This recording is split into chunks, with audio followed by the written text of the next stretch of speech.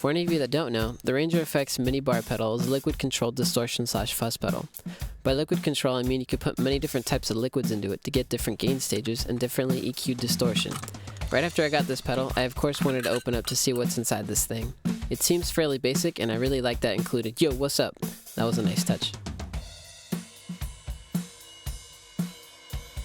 For this demo, we're going to be checking out 16 different liquids to see how they react with the pedal. This demo gets a little messy, so I recorded this so you can pick a good tone that you might like instead of having to do all this experimenting yourself.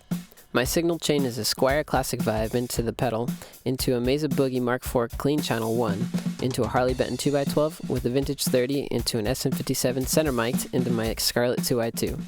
No post-processing was added, so you're just getting pure unadulterated guitar tone. Here's my clean tone.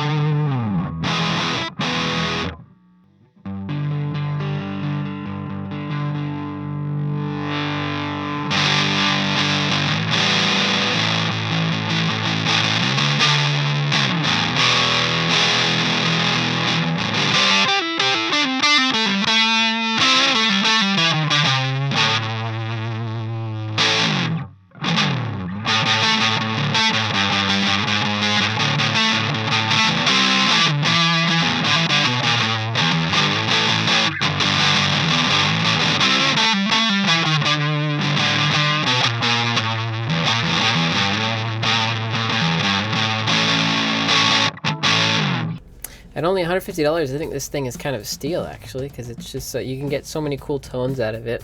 And I really like that it's got all the input and output jacks on the back, so that this can fit really nicely on a pedal board. So I always have that problem where there's just not enough space off to the side there, and having it here on the back makes it really, really nice.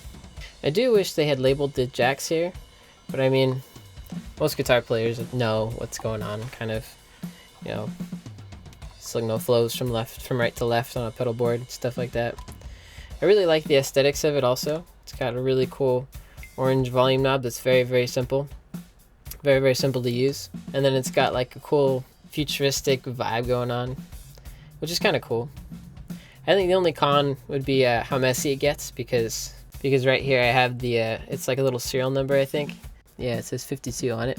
But because it's made out of paper and not, you know, some sort of laminated plastic, it kind of faded away from me spilling liquids on the table and stuff, and then it got all over the back of this thing and kind of rubbed away the serial number. So I mean, if you're kind of worried about that, that's probably the only issue that you have. Otherwise, this thing is built like a tank. It's pretty good. But I love the variety of tones you can get out of it. I also like that the volume knob on here is orange too. Like, you can't really miss that on a pedal board when you're looking down at your pedal board and you're trying to see what, you know, the volume is.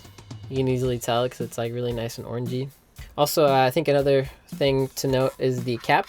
It's plastic. There's not really like a good way to grab it, you know. It's like kind of, especially when you're messing with liquids, it was a little hard for me to turn it because my hands were kind of slimy and stuff. So if there was a way to like maybe grab onto the sides better, I think that would probably be another better option to fix on this thing. I also really like the LEDs on it too. When you power it up and you put in the liquid, you can kind of see it light up in there, which I think is kind of a cool touch also. Definitely awesome. But yeah, if you watch a bunch of videos like this, you can really avoid all that messiness and pick a tone that you really like. And hopefully this can stay on your pedal board for a long time. And for $150, I think this thing is a steal, and you should go pick it up, because I think it's just so unique. You don't find many pedals out there that are like that you can just put a liquid in and have a different sound. I think that's super cool and super innovative, and I really hope new guitar pedals that innovate like this come out, you know, in the near future. So anyways, thanks for watching. Subscribe and like, comment, all that. Let me know which tone was your favorite in the comment section. Thanks.